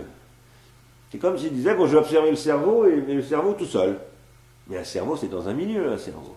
Si vous ne pensez pas l'organe dans son milieu, d'abord son rapport aux autres organes, pour commencer, vivants, mais aussi aux autres organes artificiels et dans un milieu, vous ne pouvez pas penser l'organe vraiment. Donc il y a une espèce d'abstraction théorique qui est pratiquée là, qui à mon avis est quand même dangereuse. Et surtout, Si je vous dis cela, et si je vous parlais tout à l'heure de Jacob von Uexküll, c'est parce que ce qu'oublie de très important Joseph Ledoux, c'est qu'un numéro de téléphone, on peut l'écrire. Et en l'écrivant, on l'écrit sur un bout de papier qui nous permet de déléguer à une mémoire auxiliaire, ce qui fait qu'on peut l'oublier, qu'on peut se dire on va l'oublier, mais on peut aussi le mémoriser dans sa tête en l'écrivant. C'est-à-dire que l'écrire sur un cahier, c'est aussi l'écrire dans sa tête. Ça, c'est ce que montre Marianne Wolf. Quand j'écris sur un cahier, ça peut être aussi une manière d'écrire dans ma tête. Ce qui est bizarre, c'est que, par exemple, quand j'écris dans un carnet un numéro de téléphone, j'en avais un avant, comme vous, comme tout le monde avait. Autrefois, tout le monde avait ce qu'on appelait, comment ça s'appelait ? Un répertoire. J'ai même oublié le nom. Tout le monde avait un petit répertoire téléphonique dans sa poche pour dire, tiens, le numéro d'un tel, au cas où j'aurais oublié. On notait tout ça, mais ça nous faisait le mémoriser. Mais quand on note sur le téléphone portable, sur le smartphone, ça ne nous fait pas mémoriser. C'est bizarre, ça. En tout cas, c'est comme ça que je le vis. Il faudrait peut-être vérifier par des expériences psychologiques que ce que je dis est vrai, mais je pense que c'est très partagé, ce point de vue. Quoi qu'il en soit, en oubliant ce problème de l'écriture, ce qu'oublie Joseph Ledoux, eh bien, c'est la boucle sensorimotrice. On mémorise en faisant les choses. Alors, le fait de faire les choses, par exemple d'écrire dans son répertoire, ça peut servir aussi à extérioriser pour ne pas avoir besoin de mémoriser. Ce sont des choses compliquées. Quoi qu'il en soit, on vient de voir que Joseph Ledoux ne soulève pas la question de ce que j'appellerais, moi, l'organologie hypomnésique de la mémoire noétique. Il s'y intéresse pas du tout, il n'en dit pas un mot. À la différence d'Eric Kandel. Eric Kandel, qui est un prix Nobel de neurologie, qui est aussi un New-Yorkais, qui a fait un énorme travail sur le cerveau. Lui, il se pose ses problèmes, mais il les pose à travers la psychanalyse, et nous en reparlerons peut-être un jour. Quoi qu'il en soit, ensuite, Ledoux se pose la question du temps et de la mémoire. Et de la mémoire du temps qui est en train de passer. Des conditions dans lesquelles le temps passe pour la mémoire. Il décrit quelque chose qui ressemble étonnamment à la manière dont moi-même, souvent, dans mes propres cours, je décris la rétention primaire. Si vous avez suivi pharmacon.fr, vous avez forcément entendu dire au moins une fois que la rétention primaire, c'est ce qui vous arrive en ce moment.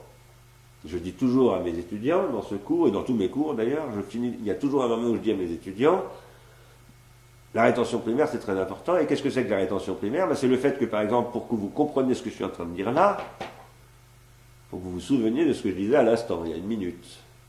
Sinon ça ne fait pas de sens, etc., etc. Ça c'est la rétention primaire.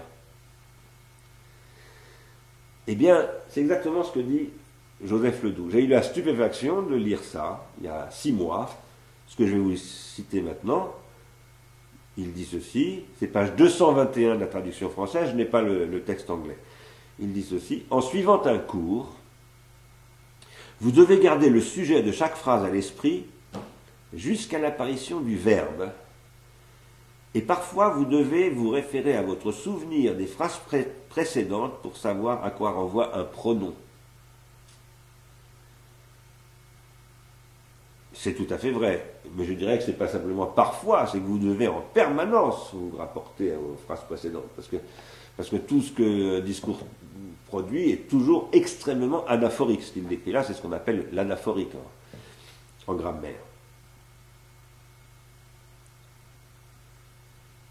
Mais ce qu'il décrit là, ça ne se réduit pas à une simple question de mémoire de travail.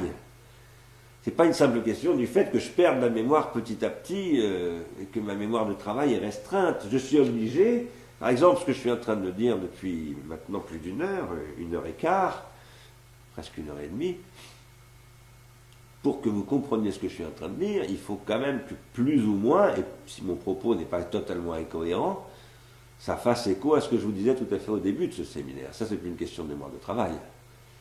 Ce n'est pas une simple question d'avoir la capacité d'avoir présent à l'esprit en ce moment même deux choses qui doivent être articulées, c'est beaucoup plus que ça. C'est ce que Husserl appelle une rétention primaire. Et c'est ce que Kant appelle une synthèse. C'est ce qui suppose chez Emmanuel Kant la triple synthèse d'appréhension, de reproduction et de recognition. Ce sont les trois synthèses de l'imagination transcendantale. Et pour décrire cela, on ne peut absolument pas se satisfaire d'une pure description en termes de mémoire nerveuse, organique. On est obligé, c'est la thèse que j'avais soutenue moi-même en faisant la critique de Kant, de poser une quatrième synthèse, qui est la synthèse que j'appelle technologique ou de reproduction, la synthèse de la rétention tertiaire. Il est évident que ce que décrit Joseph Ledoux a des bases neuronales et que cette base neuronale, il faut les étudier de très près en le lisant et qu'il fait un travail très intéressant, mais il est tout aussi évident que ce qu'il décrit ne peut pas être décrit uniquement sur ces bases neuronales. Ça ne suffit pas. Il lui faut développer une synthèse organologique. Il lui faut penser la grammatisation du cerveau. Le cerveau dont il parle, qui suit un cours, etc., c'est un cerveau grammatisé. Et quand je dis qu'il est grammatisé, il l'est par le fait qu'il sait lire, mais il l'est d'abord par le fait qu'il sait parler. Le langage est évidemment un milieu hautement artificiel. Le langage est constitué de rétention secondaire collective. Et ça, c'est évidemment déjà de l'organologique et pas simplement de l'organique. Lorsque Husserl décrit l'agrégation de rétention primaire dont résulte le caractère mélodieux d'une sonate, par exemple, ou d'une symphonie, c'est ça qui est décrit dans les leçons sur la conscience intime du temps, il ne s'agit évidemment pas d'une simple mémoire de travail que Ledoux décrit en disant qu'elle ne peut faire qu'une ou deux choses à la fois. Voilà, c'est ça la définition de la mémoire de travail de Ledoux. Il dit, vous ne pouvez pas à la fois faire un numéro de téléphone et répondre à votre femme qui vous demande si vous avez mis du sel dans les pâtes. C'est pas possible. Vous êtes obligé de... Voilà. Il y a un conflit qui... C'est ça son sujet de la mémoire du travail. Et il est évident que ce qu'il décrivait avant, à savoir l'agencement d'un verbe avec son sujet, etc., c'est pas de cet ordre-là du tout. C'est beaucoup plus compliqué que cela.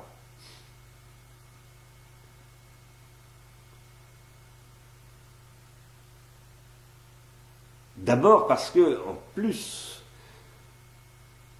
la mémoire de travail, dit-il, c'est ce qui ne peut faire qu'une ou deux choses à la fois, je le cite, hein, c'est une phrase de lui. Et dans le cas où, par exemple, Husserl est en train de décrire quelqu'un qui écoute une sonate de musique, c'est pas quelqu'un qui est en train de faire quelque chose. C'est quelqu'un qui est en train d'écouter quelque chose. Et pas en vue de faire quelque chose.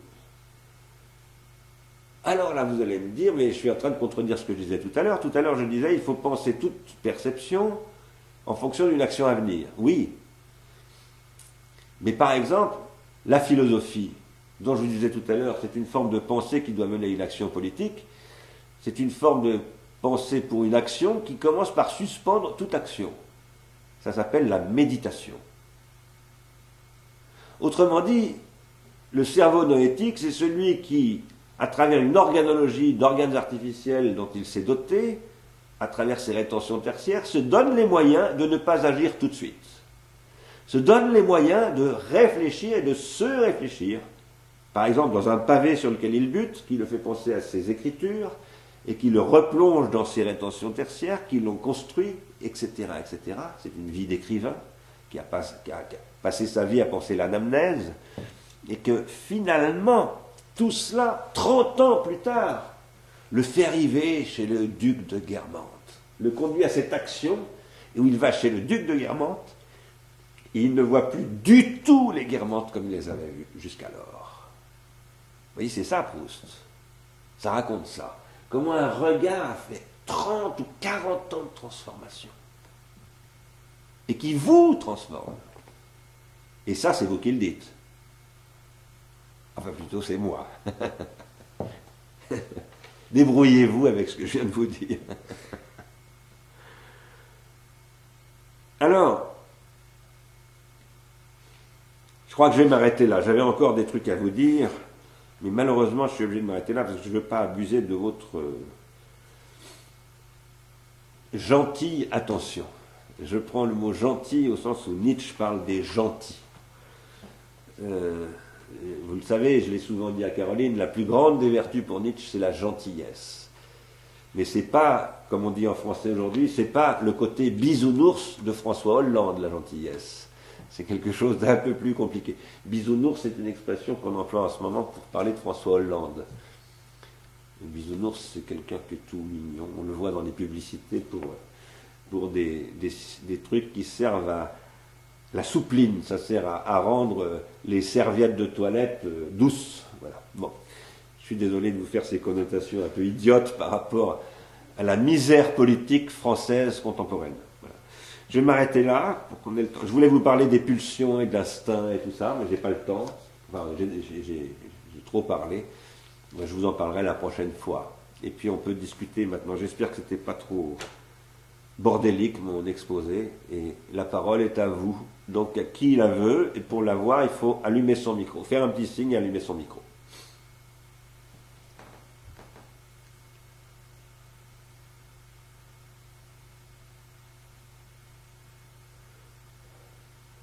Oui, Gérald aura la parole. Bonjour Bernard et merci. Désolé. Prends mes écouteurs. D'accord.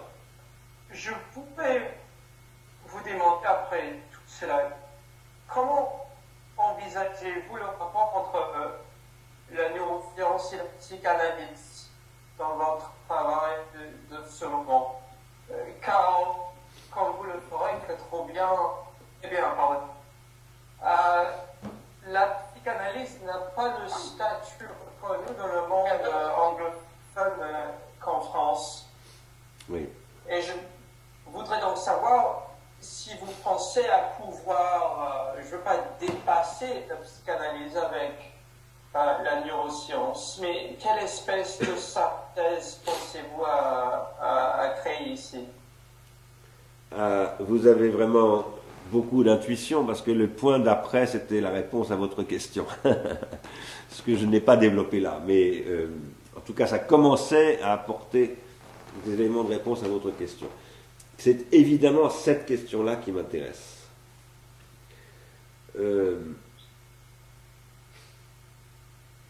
Alors, la psychanalyse n'a pas bonne presse dans le monde anglo-saxon, surtout chez les neurologues, à l'exception d'Eric Kandel.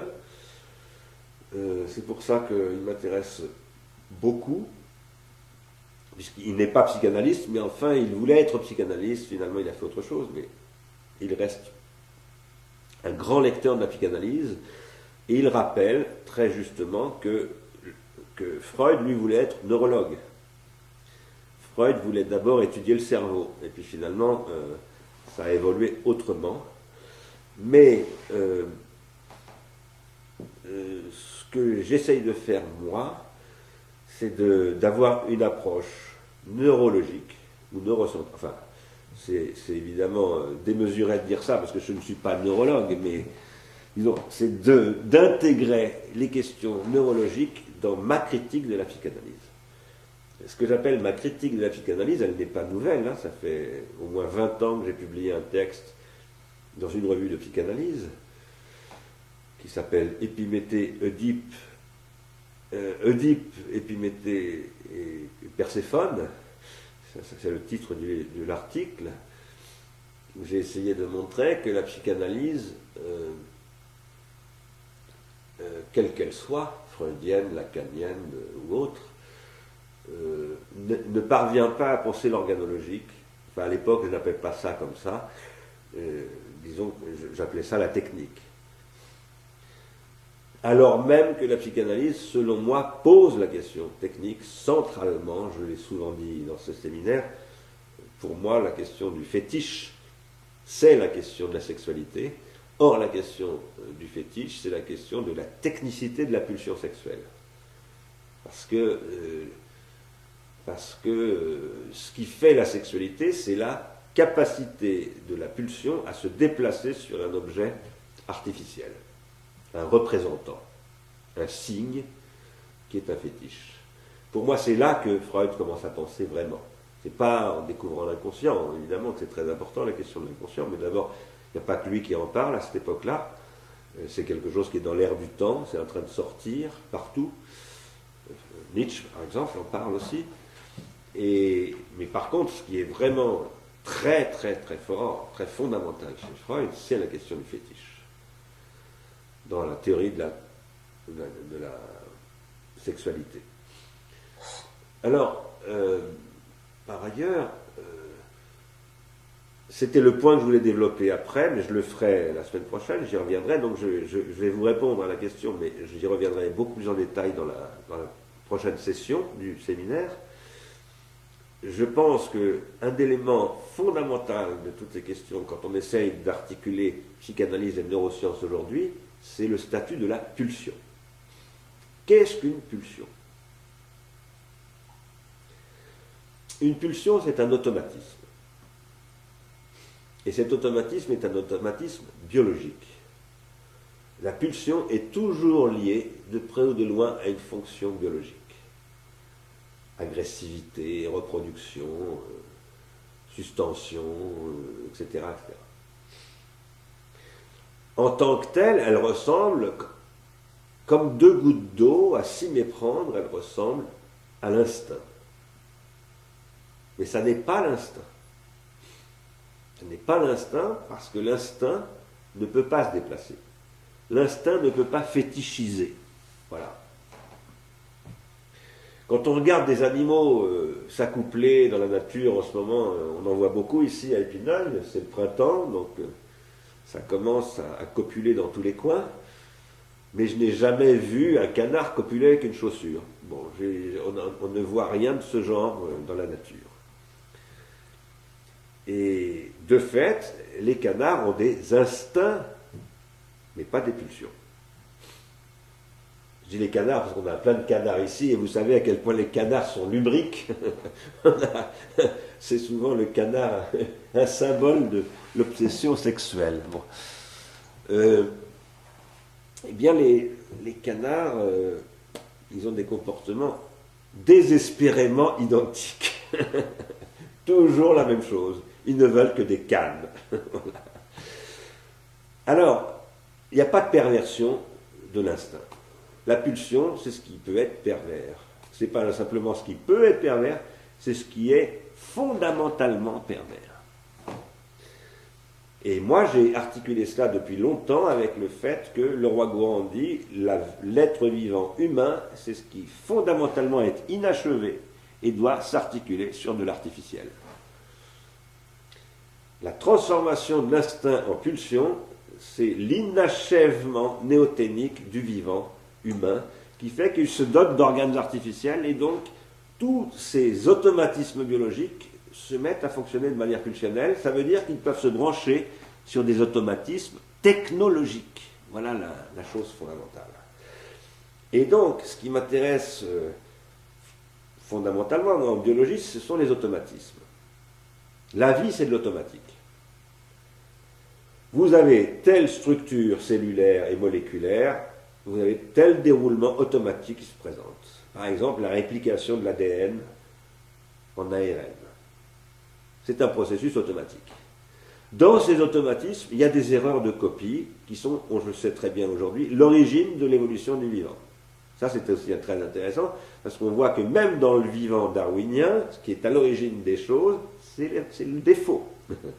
Donc ça, c'est très très intéressant. Et là, c'est intéressant de lire Nietzsche, mais aussi de lire Barbara Stiegler commentant Nietzsche sur ces questions, parce qu'elle en a très très bien parlé de ces questions.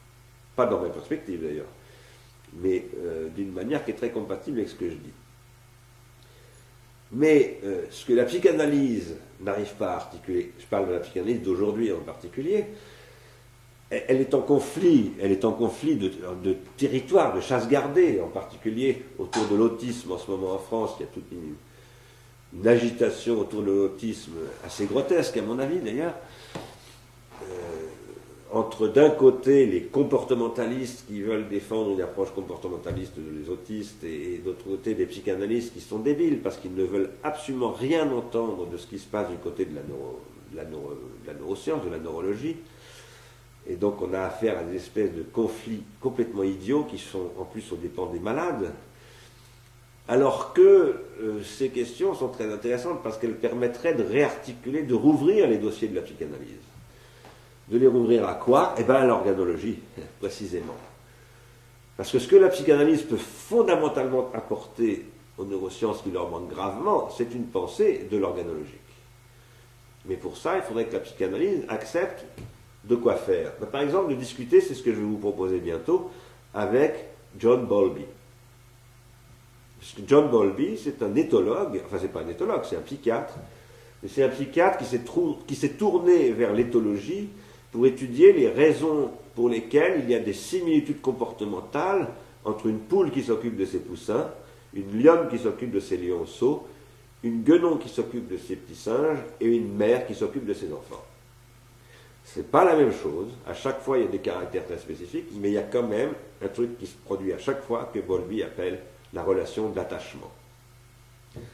Et dans cette relation d'attachement que Bowlby essaye de penser, eh bien ce que Bowlby n'arrive pas à penser, c'est comment je passe de l'instinct maternel à la pulsion, et comment je pense que la mère est pulsionnelle.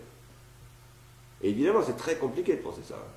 Et pour penser ça, il faut passer par Winnicott. C'est pour ça que je donne une très grande importance à Winnicott. Parce que Winnicott transforme la relation d'attachement en un espace transitionnel. Et il dit, pour ça, il faut un artefact.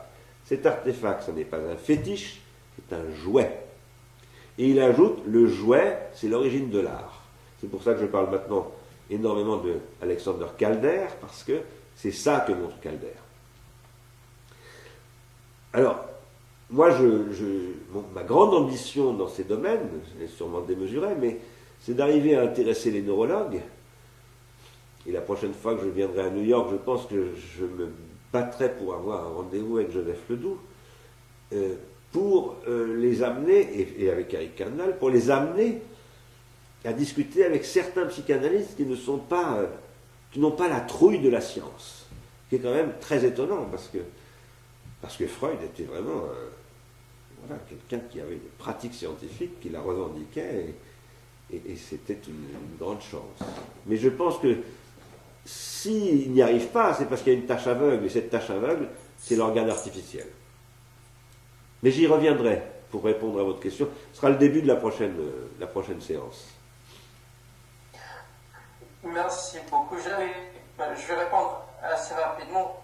J'allais commencer par dire que je connais un chien qui copule avec une chaussure 15 fois par jour, mais c'est exactement la même chose là.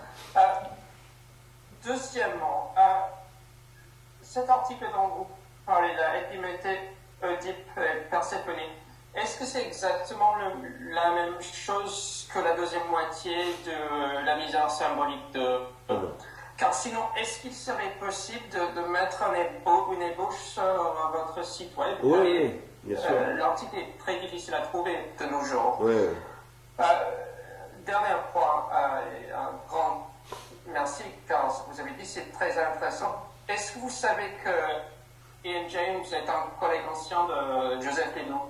Ah non, pas du tout. Qui a déjà des liens assez forts avec lui, donc c'est possible d'établir un dialogue avec Ian. Formidable. Mais merci, c'est fascinant. J'allais vous demander aussi si vous avez une position par rapport au débat du livre noir de la psychanalyse, mais vous avez déjà répondu assez, et là, merci. Alors, juste un mot quand même, sur le livre noir de la psychanalyse, je trouve que c'est un mauvais livre, vraiment un très mauvais livre, parce que précisément il ne pose pas les bonnes questions. Ça ne veut pas dire qu'il ne pose, que les questions qu'il pose n'ont pas de sens, c'est qu'il faille l'ignorer. Voilà. Mais je suis très heureux que Ian connaisse Joseph Ledoux, ça c'est vraiment une chance. Et par rapport aux chiens et aux chaussures, je voulais quand même réagir un petit peu dessus. Moi aussi, je connais même des chiens, qui ont des comportements sexuels très... Mais le chien est un animal pas du tout de la nature. Le chien est un animal hautement anthropologisé, et ça c'est très important. C'est-à-dire que c'est un sujet sur lequel ça fait très longtemps que je rêve. D'ailleurs, je connais une femme qui est une doctorante qui fait ses études à l'Université libre de Bruxelles là-dessus, qui est spécialisée dans la psychologie animale, et qui travaille sur ce qui se produit chez les animaux qui vivent en milieu humain. Et ce sont des êtres d'un genre particulier. Voilà. Merci à vous, Gérald. Est-ce que qui d'autre veut prendre la parole?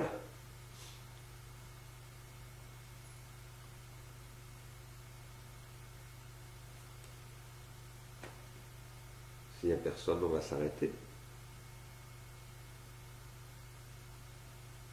On s'arrête là.